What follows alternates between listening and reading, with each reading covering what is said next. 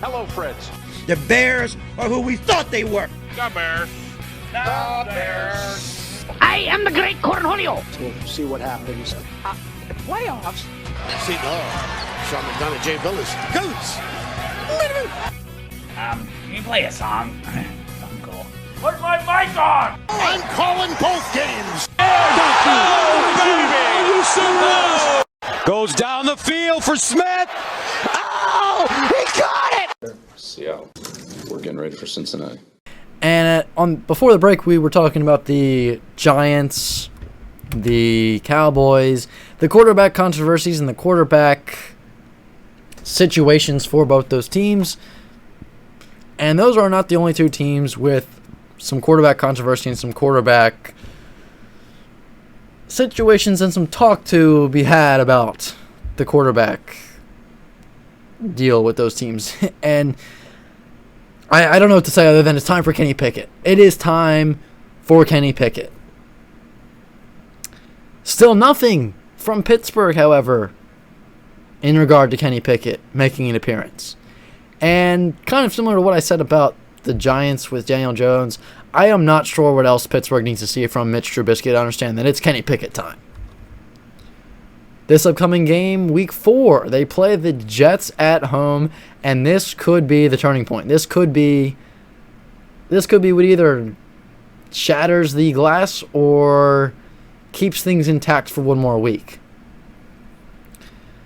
I think a win against the Jets probably means one more week for Mitchell Trubisky, I guess. A loss, it's funny because I said the same thing about not the Patriots, the Steelers-Browns game. The Week 3 Thursday Night Football game, I said to myself, if they win this game, then, okay, maybe Trubisky gets one more week. I mean, he wins, so, yeah, they probably are going to give him another week. If they lose, I think they're going to more seriously start talking about Kenny Pickett making a start. And I think that's going to be a more, because right now, all the Steeler fans want Kenny Pickett. I have not talked to one Steeler fan yet who's like, Trubisky's great. I want him to be the starter for the whole year. Every Steeler fan that I've either heard or talked to has said, we want Kenny Pickett. We do not like Mitchell Trubisky, and we want Pickett to be the quarterback.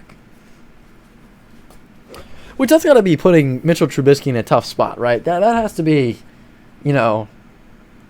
really putting him in an awkward position, right? Because how tough is it to go out and be the quarterback for a bunch of fans that don't want you to be the quarterback? That's got to be tough. And, I said to myself, if they lose this game against the Browns, which they did, I thought, okay, there's going to be more serious conversation around the possibility of Kenny Pickett starting. And they lost the game. It is now Tuesday. Week 3 is over. We are 2 days away from Week 4 beginning.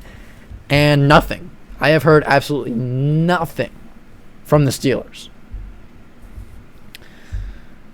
Now, the other thing is, you think about it this way. There's two possible ways to look at this thing. They play the Jets, right? So, yes, they play the Jets. And you might be wondering, okay, do the Steelers stick with Mitchell Trubisky because he can probably lead you to a win over the Jets, or do you throw in Kenny Pickett because it's the Jets? And, the Jets, not exactly the best team. And maybe this is the perfect game to let Pickett play. Let's also not forget that the Jets are probably going to be having Zach Wilson return to play soon, as there are rumors that he will be cleared to play in Week 4's matchup with the Steelers. So does that change anything? Does that change, saying, hey, the Jets, are the Jets better or worse with Zach Wilson at quarterback? And are they, to be taken more or less seriously with Zach Wilson at quarterback?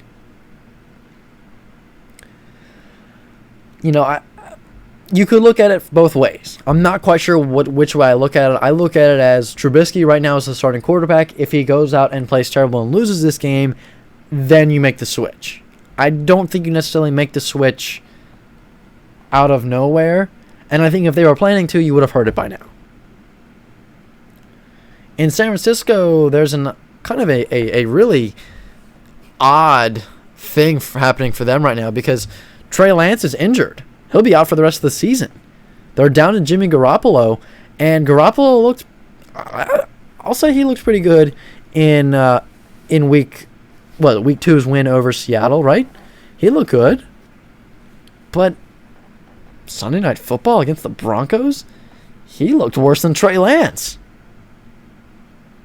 So next season, I think you probably won't see either of those quarterbacks in the Bay Area.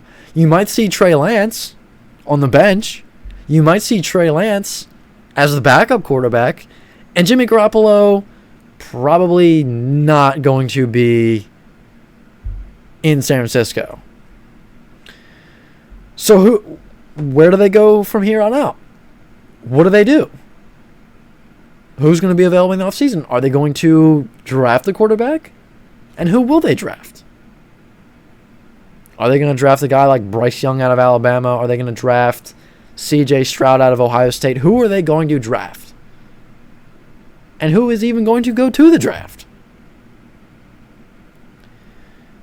Which quarterbacks might be available in the offseason? I'll get to that in a little bit. Seattle, the Seahawks are not off to a good start, but Geno Smith has been playing well enough, I think, to clearly rule out any chance of Drew Lock to play for now. For now. Sure, the Seahawks are 1-2, and they've lost 2 games in a row, but I think Geno has looked not too bad. I wouldn't say Geno's looked amazing. I wouldn't say Geno Smith has looked like, this unstoppable force, but he hasn't exactly looked like garbage. He hasn't looked awful. As for the New Orleans Saints, head coach Dennis Allen said that the Saints are sticking with Jameis Winston at quarterback despite honestly, a pretty bad start. They needed a comeback win to beat the Falcons in Week 1. They lost in a really ugly game against the Buccaneers in Week 2 and looked probably a little bit worse in their loss to the Panthers in Week 3. Saints are not looking good, and you can't even say, it's because of the injuries. Kamara came back this week. Michael Thomas is healthy for the first time in forever. Chris Olave has been playing pretty decent. They beefed up their defense this offseason. I mean, it's all there. And does it fall back on Jameis Winston, or does it fall back on the coaching? Because the Saints took less last year, and we're on pace to win the division before Winston got hurt.